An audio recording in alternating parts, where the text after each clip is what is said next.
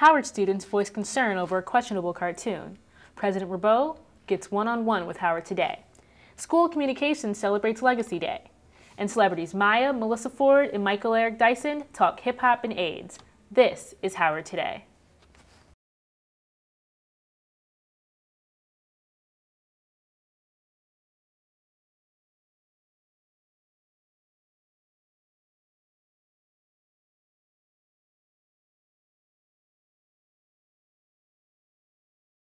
During the week of February 16th, Connecticut police shoot and kill a domesticated chimp after it mauls a family friend. The same week witnesses President Obama signing a nearly $800 billion stimulus bill. A New York Post cartoon that bridges the two events causes outrage among many. Howard Today reporter Naima Pettigrew has more. Satire or racism? It seems like just yesterday, the American public was debating this very question. Now, the New York Post has issued a political cartoon depicting President Barack Obama in a questionable light. First, it was the New Yorker. Now, it's the New York Post.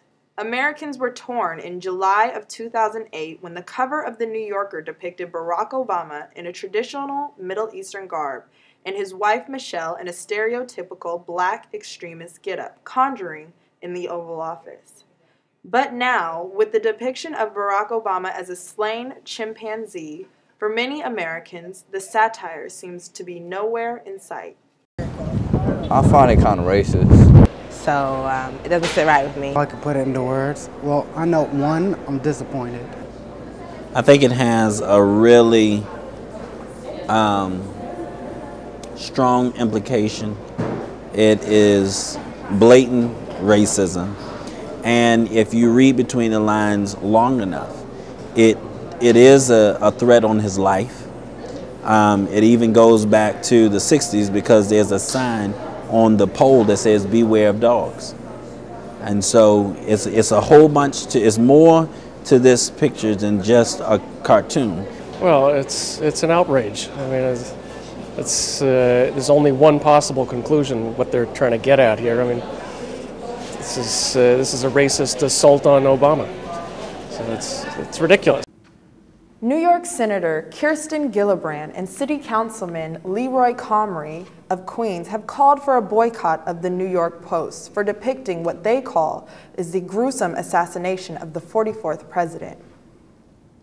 The comics artist Sean Delonis has yet to make a comment on the cartoon, but Delonis has a history of making controversial cartoons. From the Health Sciences Art Gallery, for Howard Today, I'm Naima Pettigrew.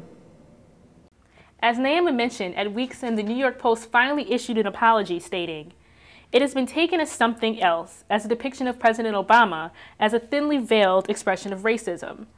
This most certainly was not its intent. To those who were offended by the image, we apologize." Now on to something less offensive. Monkey business is not his thing. In fact, Howard President Sidney Ribeau is strictly business. And it couldn't be more evident than here when he discussed his plans for the university in this exclusive interview with Howard Today. It's better than I'd anticipated. The students are energized, they're bright. I like the sense of purpose that many of the students have, that they really want to do something significant with their degrees. I try to go over to the union, to Blackburn, at least, if not once a week, every other week, and just walk around and talk to students. There are focus groups taking place all over campus, meeting with students and talking about the kinds of things that are working well for students, as well as the things that aren't working as well, the kinds of things students would like to see. One of the big issues that this for me was personally important, and was important to the students also, is safety. We got all those blue lights. We got them up and we got them working. It's very important that Howard maintain its position as one of the best metropolitan research universities of its kind in the entire nation. Every student that attends Howard University, in my view, should have an opportunity to study abroad. My personal view is that everybody, every student, every faculty member, every staff member, should be treated with dignity and respect. The slowed economy continues to be a sore subject for many. But how does it affect your spring break? Some Howard students are making some different decisions this year. But first, the School of C celebrates one man and his legacy. There's more Howard Today after this.